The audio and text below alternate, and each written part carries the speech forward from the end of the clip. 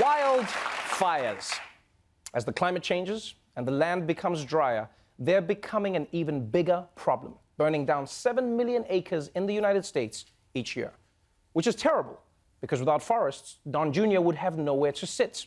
Now, although wildfires have recently been on the rise, these blazes have been a major issue in America for a very long time, so much so that the U.S. Forest Service even created a hero devoted to stopping the fires, Smokey Bear.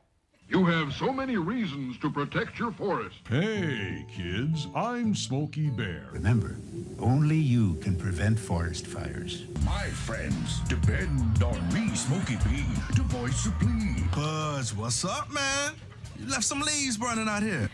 So the next time you're in the forest, be extra careful, okay? If you knew it was me, would you have listened? Ah! What the f was that? Forget fires. I'm never going to be able to trust a beautiful woman ever again. Say, Trevor, want to go back to my place? Get the hell out of here, you bear! I'm not falling for your tricks. But yes, for decades, America has tried everything to prevent wildfires. And in California, they've gone way beyond talking bears. We're finally learning some good news about the wildfires in California. Most of the fires still considered active are either well under control or almost out, thanks to the thousands of firefighters who have been battling the flames alongside hundreds of inmates. You see all the firefighters in orange? Those are California inmates. This state has been using prisoners to fight fires since World War II. Yeah, that is really, really interesting. Inmates in California can volunteer to help put out fires that have gotten out of control. And I think it's great that these prisoners are willing to help in a time of need. And just for extra motivation, I think they should be allowed to bring their squad from prison to hype them up as they fight the fire, you know? Yeah, they can just be standing in the back like, yo, get his ass, T-Bone! Extinguish this bitch! Remove either oxygen, fuel, or heat! That's what you do to stop a fire!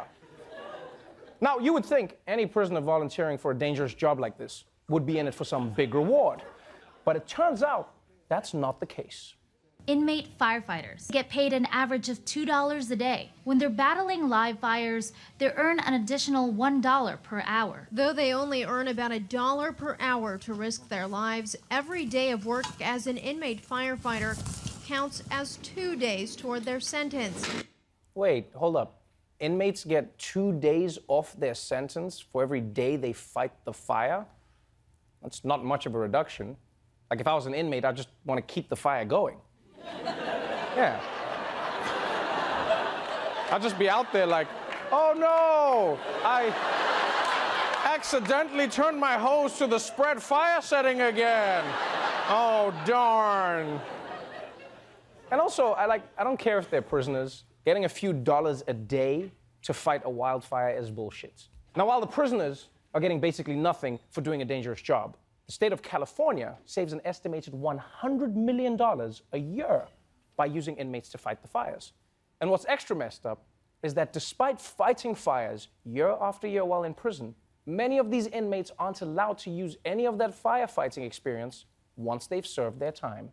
Despite their experience, an inmate firefighter may find it tough to land a full-time job after they complete their sentence. To become a firefighter, most departments require an EMT license, but EMT certifying boards have a pattern of denying applicants with a criminal history. When they leave that service, they are told they will never, ever be allowed to be a firefighter.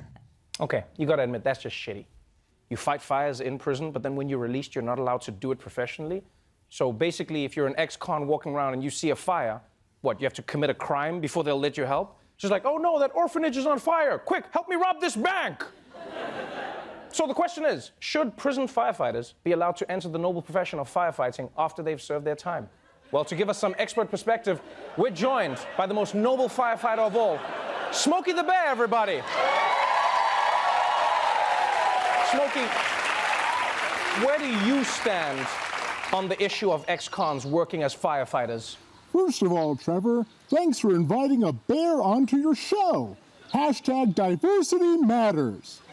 And secondly, I believe ex-cons could make great firefighters, and I'm a living example. Wait, are you saying that you're an ex-convict? That's right. Shout out to my boys in San Quentin. Stay hard, my brothers.